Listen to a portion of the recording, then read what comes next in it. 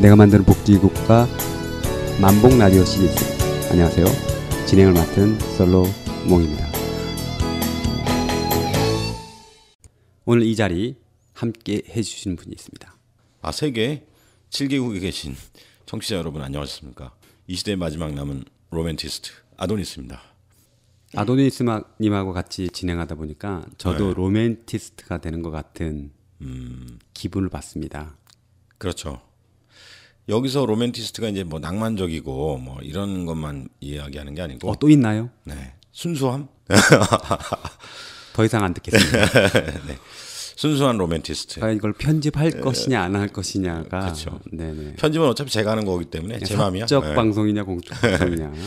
네네. 최근 화제가 그겁니다. 사적 영역이냐 공적 영역이냐. 요것도 화제죠. 네. 순수함을 사적으로 할 것이냐 공적으로 할 것이냐. 네네. 오늘도 수다 떨 내용이 지난주에 이어서 네네. 공무원연금. 뜨거운 감자 역시. 요거 아직 해결 안 났어요. 네. 해결 어떻게 날지도 관심이 있고요. 네네. 보통 어떤 이슈가 발생하면 네네. 다른 이슈에 묻힐 수도 있는데 네.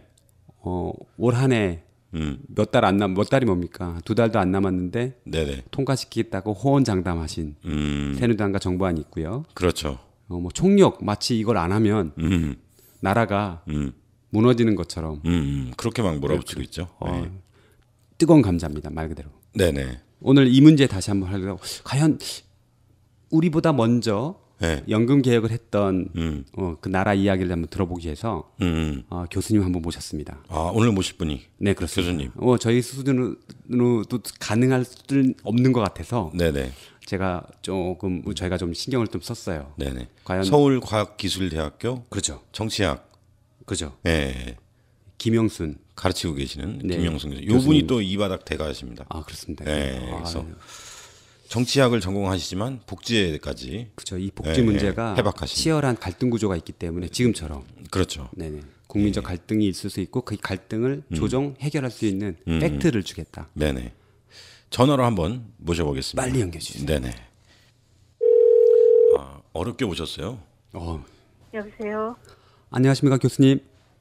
네, 안녕하세요. 김영순입니다. 네, 반갑습니다. 이거 어떻게 교수님하고 통화가 된다는 자체가 떨림이 있습니다. 저도 떨립니다. 영광입니다. 교수님. 아도니스예요. 제가 영광입니다. 네. 교수님이 방송 출연은 안 하시겠다 막 이러셨는데 좀 어렵게 지금 설득해가지고 전화 연결했습니다. 네. 모시기 전에 이제 만복 라디오가 40여 편이 지금 올라와 있어요. 네. 전 세계 7개국에서 애청하는 방송인데 초반에 교수님이 이제 내만복 단행본에 실렸던 가난한 사람은 왜 복지국가를 지지하지 않는가. 네. 예, 요게 있었는데 그때는 교수님 모시지 않고 저희들끼리 막 떠들었거든요. 그거 읽고서. 잘하셨습니다. 네. 근데 그게 지금 40여 편 중에 2위를 계속 유지하고 있습니다. 저희 만복 라디오에서. 예, 영광입니다. 제목이 너무 섹시해서 그런 모양이네요. 그러니까요. 어쩌면 그런 그죠? 확 땡겨. 예. 그거 간략히 그거 먼저 또 좀 얘기해 줄 수 있을까요? 그 얘기요. 왜 가난한 사람이 복지국가를 지지하지 않는지. 네네. 그때 제가 그 글에서 했던 얘기는 이제 사람들이 자기 이해관계하고 다르게 가난한 사람이 복지국가와 그다음에 복지국가를 만들자고 하는 진보정당을 지지해야 마땅한데 그리고 다른 나라에서는 일반적으로 그런 편인데 우리는 오히려 가난한 사람들이 복지 확대나 증세에 대해서 부정적이고 그렇죠. 조사를 해보면 그다음에 이제 오히려 화이트 칼라 교육 많이 받은 사람, 소득 높은 사람들이 지지하는 편이다. 이제 왜 이렇게 이상한 결과가 나올까의 의문을 갖고 이제 그 조사 결과를 살펴보았는데 제가 했던 그 추정은 이게 이제 명백히 뭐 증명된 것이라기보다는 결과는 그렇게 나왔고 그걸 이제 어떻게 해석할 것인가의 문제인데. 그 사람들의 복지 태도라고 하는 것이 그냥 어떤 이제 자신의 어떤 생활 처지가 곧바로 자기의 정치 태도가 되는 게 아니라 여러 단계를 거쳐서 걸러지고 형성이 되는데 이제 복지 문제라고 하는 건 굉장히 사실은 복잡하기 때문에 그거를 잘 정리해서 이런 것들이 당신들의 이해관계에 부합한다라고 이제 정리해줄 어떤 주체가 필요하다는 거죠. 네네. 근데 유럽이나 미국은 좀 약합니다만 유럽 같은 경우에는 그런 역할을 하는 것이 노동조합이나 이제 그 좌파 정당이나 이런 데서 그런 역할을 하는데 우리는 그런 부분의 역할이 굉장히 약하고 그래서 사람들의 이해관계를 잘 정리해서 이제 전달해줄 그런 주체가 약하고 반면에 이제 그 보수적인 미디어는 굉장히 세고 종편이라든가 하여튼 보수 언론이라든가 그런 속에서 이제 그 정확한 정보를 전달받고 그 정보들의 어떤 연관 같은 걸 파악하기 어렵기 때문에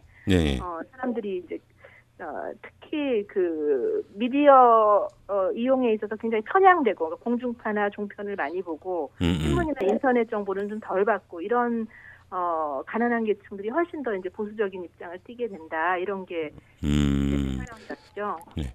그러니까 생활 문제를 바로 정치 문제로 인식하기에는 과정이 필요한 건데 그것을 이제 이끌어주는 주체가 우리나라는 좀 약하다, 그죠? 이런 말씀이고 말씀 들으니까 만복 라디오도 우리 가난한 분들이 복지국가를 원할 수 있도록 하는데 일정 부분 기여를 하고 있는 거네요, 그러면? 네, 그럼요. 굉장히 중요한 역할을 하는 거죠. 그러니까 왜 뭐 정주영 손자한테 왜 무상급식을 줘야 돼? 이런 논리는 굉장히 단순하고 사람들 귀에 쏙쏙 꽂히고 쉬운 논리인데 그렇죠. 가난한 사람이 복지국가의 혜택을 보기 위해서는 복지국가 자체가 커져야 되고 그러려면 보편복지를 해야 되고 이거는 너무 복잡한 얘기여서 사람들한테 알아듣기 쉽게 좀 잘 전달해줄 주체가 필요하거든요. 네네.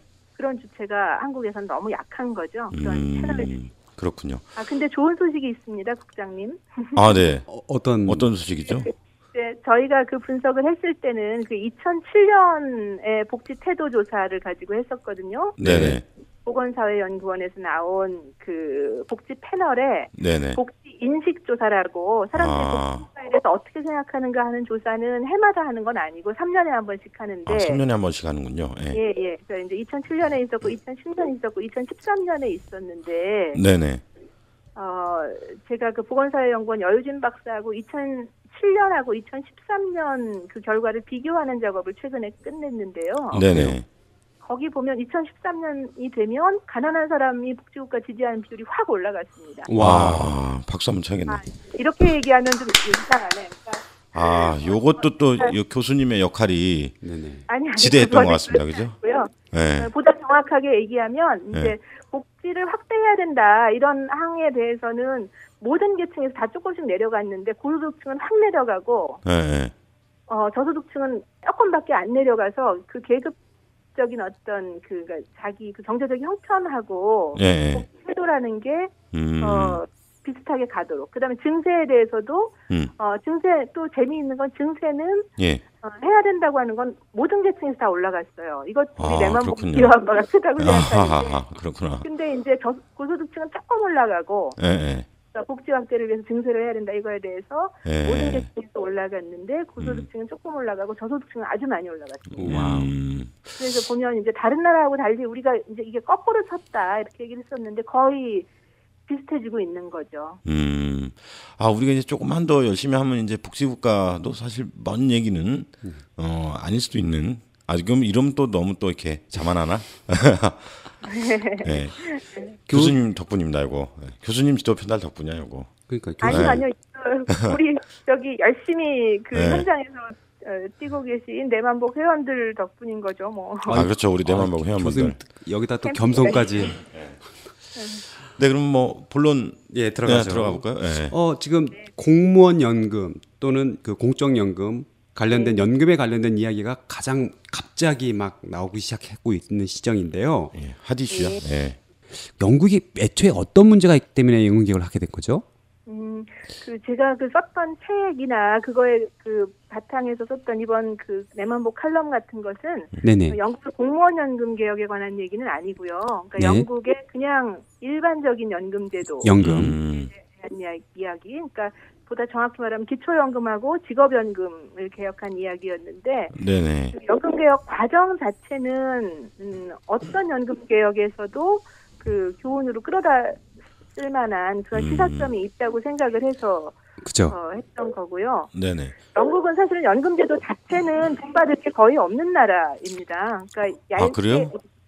기초연금이 깔려 있고 그다음에 그 기초연금 액수라고 하는 게 그렇게 높지 않고, 그러니까 한 20% 정도 되는데 그 다음에는 완전히 직업연금이에요. 각자 자기 능력에 따라서 고용주와 협약에 의해서 민간연금을 주는 거죠.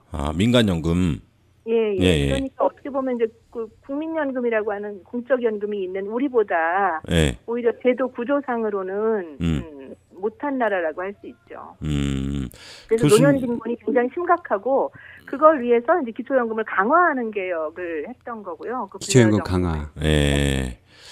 교수님 쓰신 책은 이제 참고로 코끼리 쉽게 옮기기라는 책이고요. 최근에 쓰신 책이 여기서 이제 코끼리가 연금 옮기는 게 개혁이었던 거죠. 얼마나 걸려서 영국은 그 연금 개혁을 완료한 거죠? 얼마나 어떻게? 그러니까 그 제가 그래서 이제 영국이 별로 좋은 연금을 가진 나라가 아니어서 연금 제도를 본받자는 게 아니라 그 과정이 연금 개혁 과정을 과정. 그 연금 개혁의 과정이라고 하는 게 어느 나라에서나 굉장히 이제 뜨거운 갈등을 일으키고 이해 당사자들이 격렬하게 부딪히고 그러다가 정부가 무너지기도 하고 이런 과정을 겪는데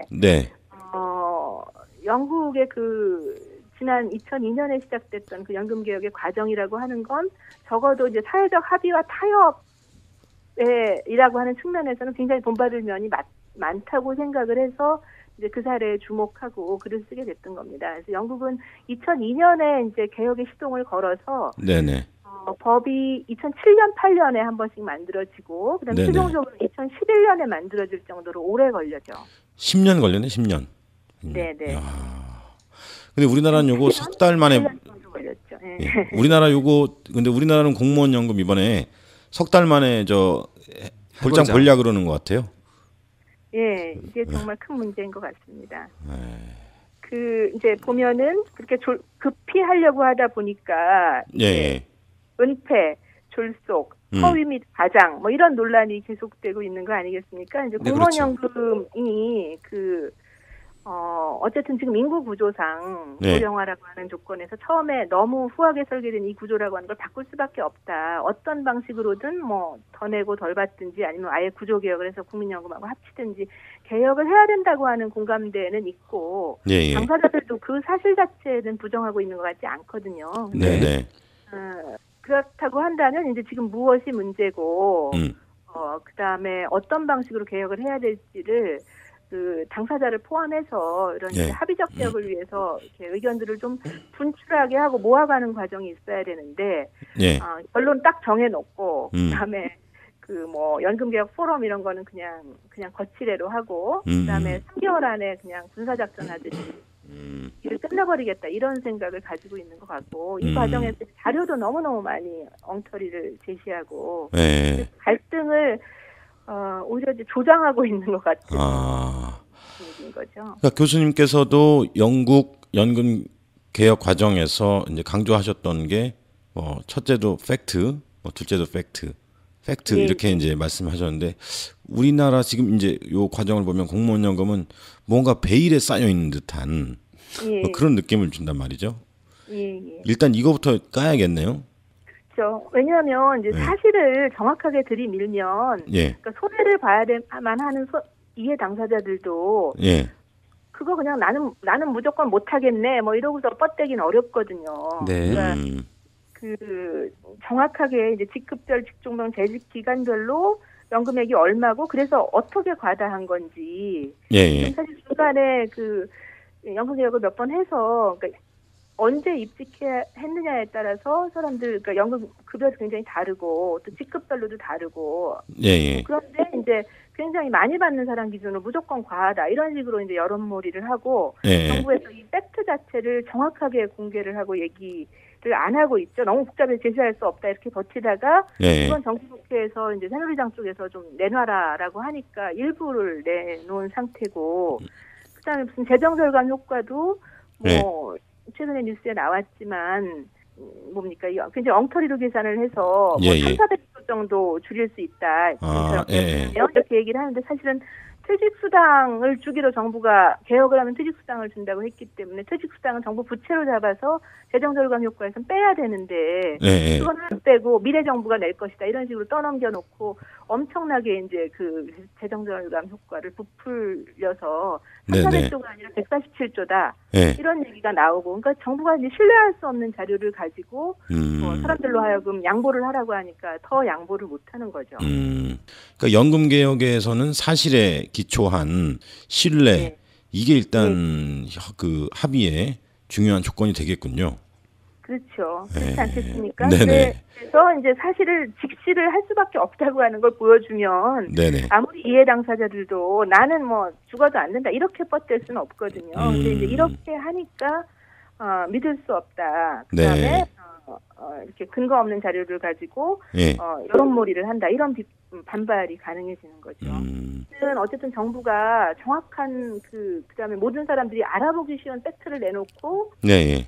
이해 당사자하고 얘기해야 된다. 그리고 이해 당사자라고 하는 건 공무원 자신뿐만 아니라 이게 세금 문제니까 우리 국민 모두가 국민도 들어가야 된다. 네. 그렇죠. 그러니까 여론몰이식으로가 아니라 모두가 다 이해할 수 있는 자료를 내놓고 그걸 가지고 공론의 장을 만들고 제대로 된 토론을 해야지. 예. 토론이 어떻게 되든지 말든지 간에 나는 내 안 가지고 3개월 안에 해치우겠다. 이렇게 얘기하면 곤란하다라고 하는 거죠. 예. 답을 미리 정해놓고 몰아가는 식. 요건 안 된다. 네네. 예. 자료가 있어야 되고 그다음에 예. 이제 공론화 과정이 필요하다라고 하는 거. 예예. 라고 할 수 있고 사회적 합의 과정에 굉장히 여러 가지 방법이 있죠. 예. 예. 그래서 그것도 그냥 형식적으로가 아니라 그러니까 야당하고도 사실은 충분히 협의를 해야 되고요. 네. 아 예. 예, 그렇죠. 야당이라고 하는 사람들도 국민의 상당 부분의 지지를 받아서 국회의원을 배출하고 의회에 가 있는 사람들이잖아요. 그렇죠. 국민 절반 어떻게 보면 절반 가량이 야당 지지자라고 봐야 예. 되는 건데. 예. 그러니까 그 절반의 의사라고 하는 것도 충분히 들어봐야 하고. 예예. 이제 영국 같은 경우에는 그 점에 있어서도 그러니까 지금 집권한 그러니까 지금 보수당하고 자유민주당이 연립정부를 구성해서 집권하고 있는데 지금 그렇죠. 예. 예, 노동당이 2002년에 연금개혁을 시작을 했는데 예. 2010년에 정권을 잃습니다. 그리고서 지금 정부가 들어섰는데 네네. 그 이전에는 영국에서는 사실은 연금개혁하고 나면 먼저 정부가 개혁한 거 다 뒤집어 엎어버리는 시기였어요. 정치적으로 보통 그렇죠. 네. 네. 그랬었는데 이번 연금개혁안은 이 초당적 합의를 충분히 거쳤기 때문에 새 정부가 들어섰어도 수정하지 않고 그대로 이제 개혁을 이어가는 후속 입법을 하는 그런 절차를 거쳤다는 거죠. 그래서 우리 공무원연금 개혁에서도 그냥 새누리당이 일방적으로 안을 정하고 힘을 가지고 밀어붙이려고 하는 방식이 아니라 야당하고도 충분히 협의해야 되고 그다음에 공무원들하고도 협의해야 되고 그다음에 국민 일반하고도 그런 이제 포럼 같은 형식으로 네네. 충분한 합의를 하는 게 바람직하다고 생각합니다. 예. 아직까지는 뭐 어제 뉴스에서 보겠지만 김부성 대표하고 뭐 공무원 노조 담당자하고만 담판하면 되는 것처럼 끝장 토론하자고. 네. 30분 만에 무산됐잖아 어차피. 끝장 토론이 30분 만에 끝났대. 예, 저도 그 뉴스를 봤습니다.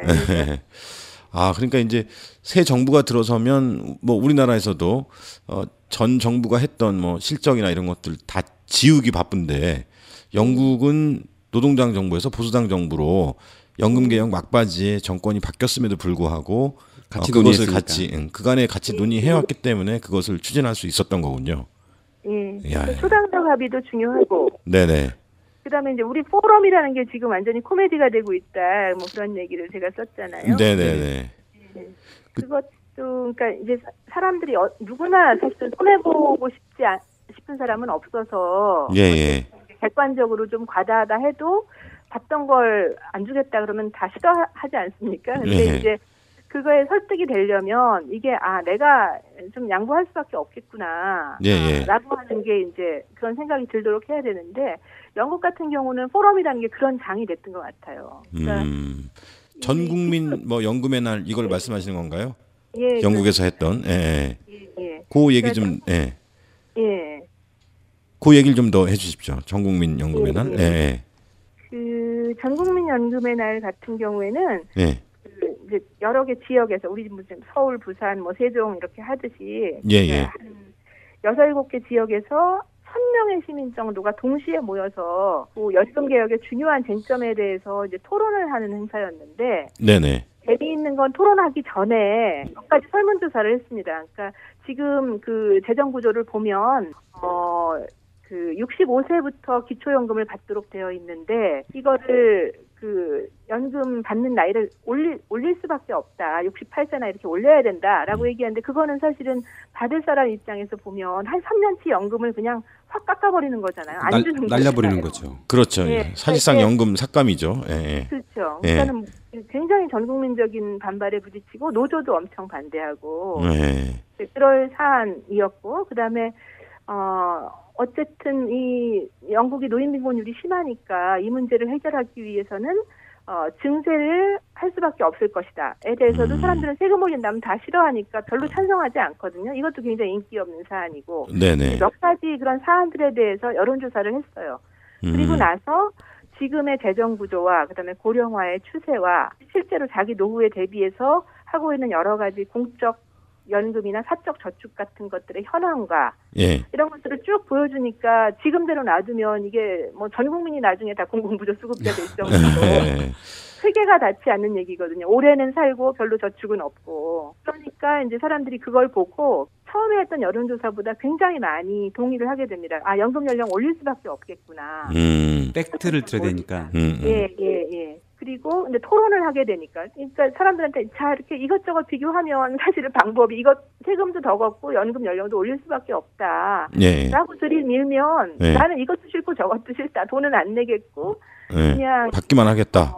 이럴 수는 없는 거지. 받기만 하고 그 65세 못 바꾼다 이렇게 나오기는 어렵다는 거죠. 사람이 눈앞에 살 수 있으면 토론을 하게 되면. 그래서 이제 여론이 그런 쪽으로, 그러니까 물론 이제 연금이 후해지는 쪽으로 가기도 했는데 대신에 이제 연금 연령은 올리고 그다음에 향후에 증세를 할 수도 있다라고 하는 것을 이제 확인받고 이런 절차가 이어졌던 거죠. 그래서 이게 어떤 면으로 보면 그 연금을 후하게 하는 측면도 있었지만 사실은 그렇게 3년치씩 연금 깎고 이런 측면도 있었는데 그런 것들에 대해서 대중들이 동의할 수 있는 발판 같은 것들을 만들어내는 굉장히 중요한 이게 행사가 됐습니다. 그러니까 공무원 연금 개혁도 만약에 정말 이런 진짜 민주적인 사회적 합의 과정을 밟으면 공무원들이 그렇게 많은 국민들이 모여서 이런 부분은 조금 과하지 않느냐라고 여러 사람이 얘기를 하면 죽어라고 우리는 안 된다라는 얘기만 하기는 어렵거든요. 일단 반면에 이제 정부가 이렇게 막 부사작성하듯이 밀어붙이지 않고 그동안 이제 여러 가지 공무원한테 줬던 불이익들이라든가 기존에 했던 약속들이라든가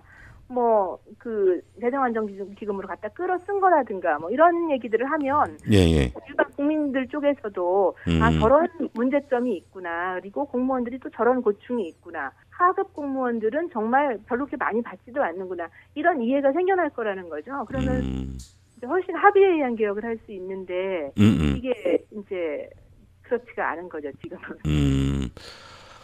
자연스럽게 영국 이야기를 듣다 보니까 우리나라 공무원 연금 개혁도 어떻게 하면은 자연스럽게 해법을 꼭 이렇게 머리에 띠를 두른다거나 또 한쪽에서는 답을 정해놓고 밀어붙인다거나 하지 않고 그런 과정을 거친다면 자연스럽게 해법을 찾을 수도 있겠네요. 그렇죠.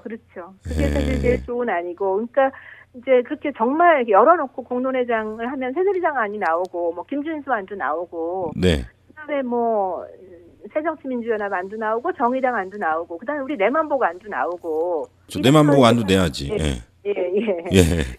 뭐 참여연대 안도 나오고 그래서 이게 합리적 대안으로 가는 게 정말 사회적 합의 과정인데 그 뭐 국민 포럼 이런 거 만들어 놓고 사실은 그냥 뭐 정말 거치대로 쓰겠다 이렇게 생각을 하면서 이 연내 개혁을 마무리하겠다 이거 자체가 사실은 타협이나 합의 전혀 하지 않고 자기 하고 싶은 대로 하겠다는 얘기인 거잖아요. 그렇죠. 시한도 미리 정해놔. 연내에 다 할 거야. 이렇게 해놓고 뭐 대화를 하자고 포럼한다고 막 돌아다니고. 이게 제일 큰 문제라고 생각합니다. 그렇게 되면 사실은 그 공무원들한테를 설득하기 굉장히 어렵고 그다음에 이게 뭐 법안 통과 과정이라고 하는 것 자체도 사실은 장담할 수 없을 뿐만 아니라 그다음에 이 수능성이라는 제도에 대해서 이제 사람들이 납득하고 그것에 따라가야 되는데 그런 수능성 같은 것들이 없어지고 이러면 다른 부작용들이 굉장히 많이 불거질 수 있는 거죠.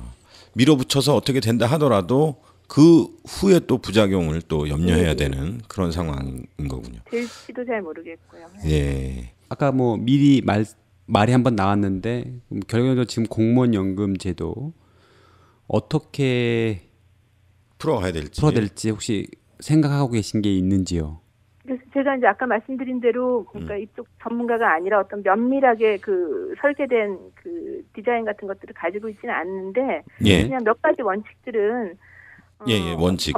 더 내고 덜 받는 구조로 갈 수밖에 없다. 그리고 이거는 공무원이 뭘 잘못해서 뭐 징벌적으로 이렇게 완전 철밥통이고 뭐 연금도 많이 받고 왜 너네만 그러냐 이런 징벌적인 차원에서가 아니라 고령화 때문에 그리고 처음에 과도하게 그 후하게 설계된 측면이 있기 때문에 이제 어쨌든 더 내고 덜 받는 구조로 갈 수밖에 없다라고 하는 그러니까 이제 삭감적으로 갈 수밖에 없다고 하는 원칙이 있는 것이고. 네. 지속 가능성 때문에 그런 거죠. 지속 가능성. 예.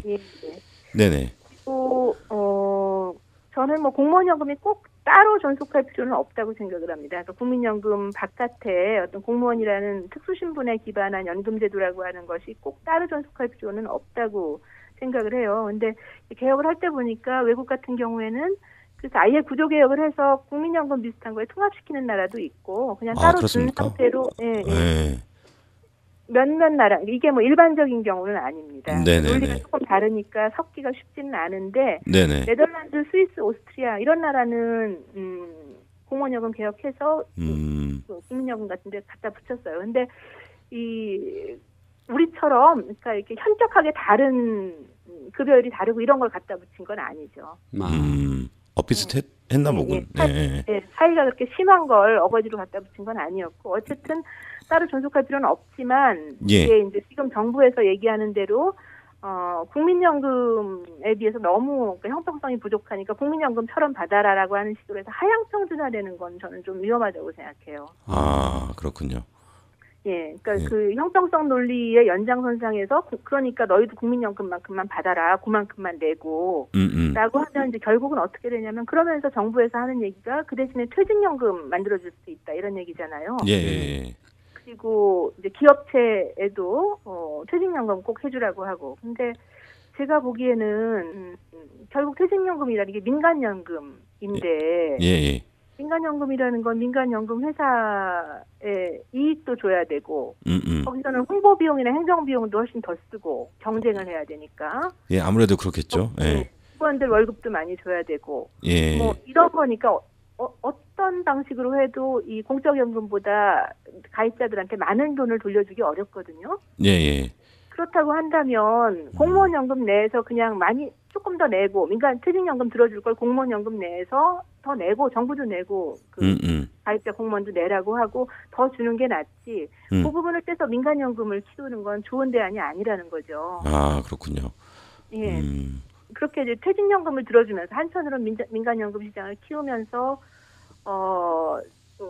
이 공무원연금을 국민연금 수준으로 찌그러뜨려 놓으면 다시 올라오긴 쉽지 않습니다. 일단 우리가 공무원들 그 직업연금으로 퇴직연금으로 삼성생명 이런 데 적립을 한다. 이렇게 되면 그게 굉장히 장기간 오랫동안 그 이해관계가 생기는 건데 중간에 돌아오기 쉽지 않잖아요. 다시 바꾸기가 쉽진 않지. 다시 공무원연금도 올리고 국민연금도 올리고 이렇게 가기는 어렵고 제가 봤을 때 나중에 그러니까 국민연금하고 통합을 한다 할지라도 너무 지금 낮추지 말고 국민연금을 상향 조정할 수 있는 여지 같은 것들을 열어놔야 된다는 거죠. 그러시군요.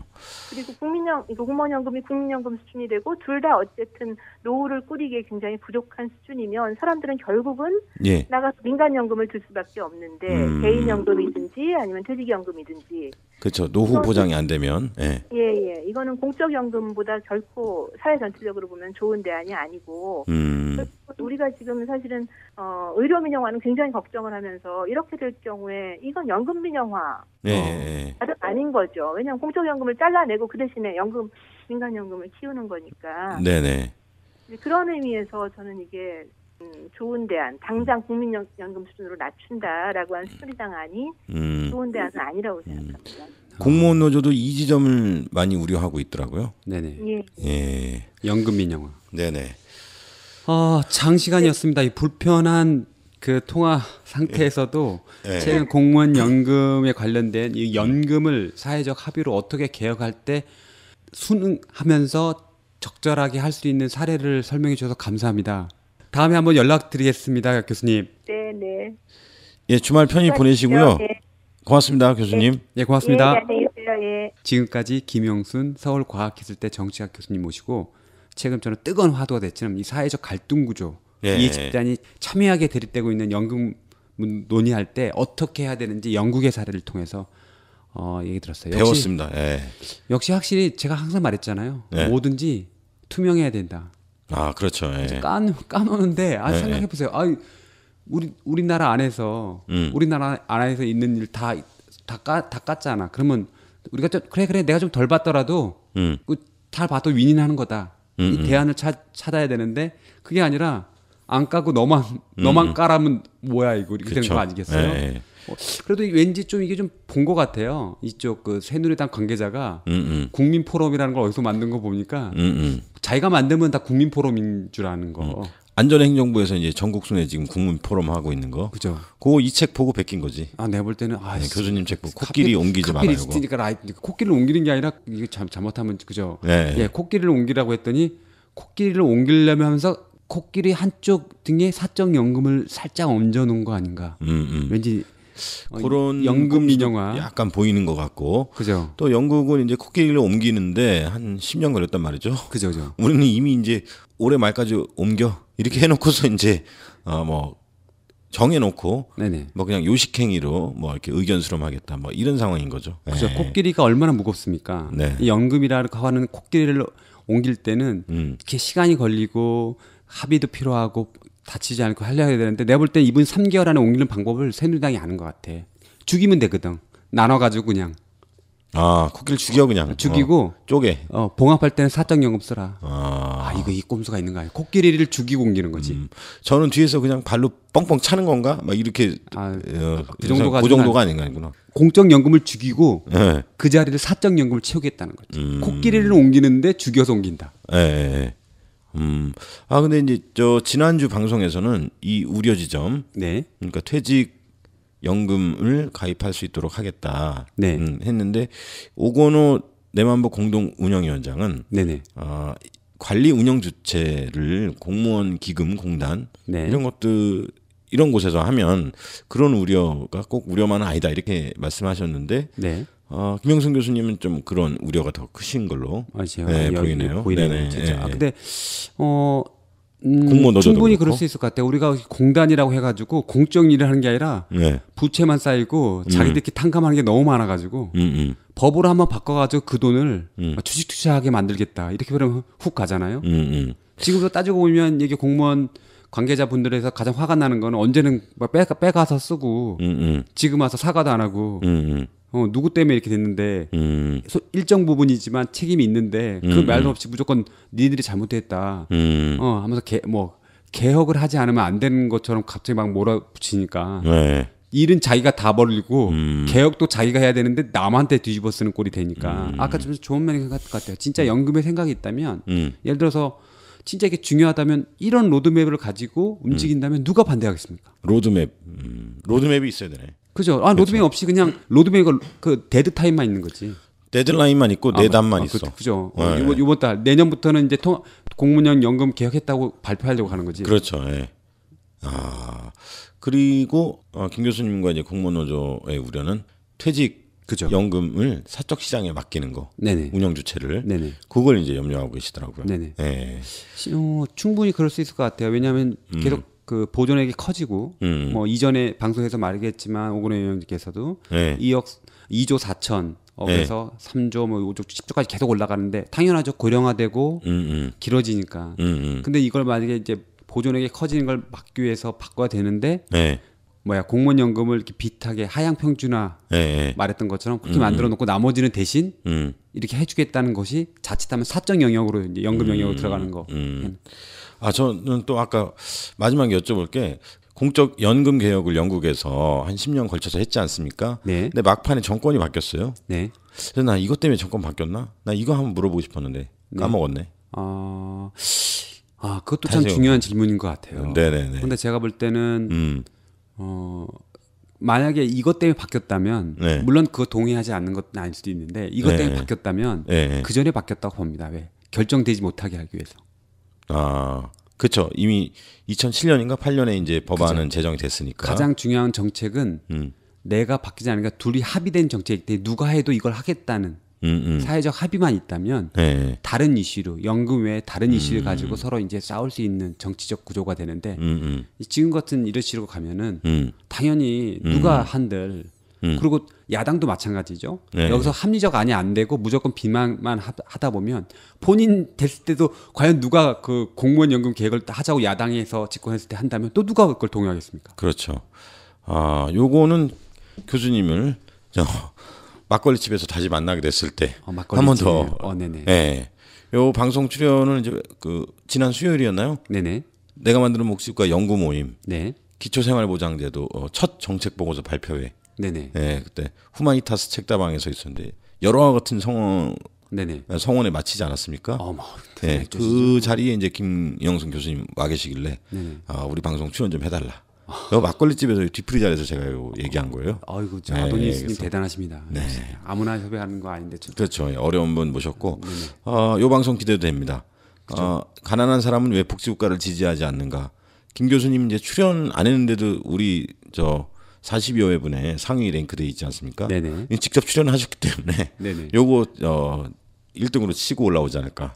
네, 그렇게 조심스럽게 기대해보고 있습니다. 오늘 방송 통해서 많은 좋은 얘기가 있었어요. 진짜 설득하고 하는 주체, 노조든 정당이든 아니면 뭐 어느 단체든 이런 것이 약하기 때문에 가장 그 권력이 강한 보수적 매체, 기득권 매체만 투영되고 만드는 욕망이. 그러니까 영국 연금 개혁 사례를 보더라도 내가 만드는 복지국가 만봉 라디오가 우리 사회에 꼭 필요하다. 그렇죠. 이런 걸 더 절감할 수 있었네요. 그러니까 영국의 연금은 잘 됐다고 말할 수는 없는데, 그렇죠. 연금 개혁 과정을 보니까 과정에서 이렇게 할 수 있다는 이 정치력, 사회적 합의, 토대, 좋은 거 많이 배웠습니다. 그래서 우리도 더 열심히 해야 될 것 같아요.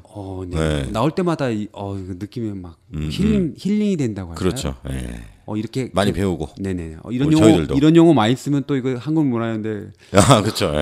네. 치유가 되고 있는 것 같습니다. 네네. 예, 알겠습니다. 미래를 치유하는 연금입니다. 네. 최근에 공무원 연금 역시 공적 연금인 국민연금, 모든 연금 이런 복지 문제 우리가 함께 관심 있게 바라봐야 될 것 같습니다. 네, 고맙습니다. 네, 지금까지 만봉나이였습니다. 안녕히 계십시오.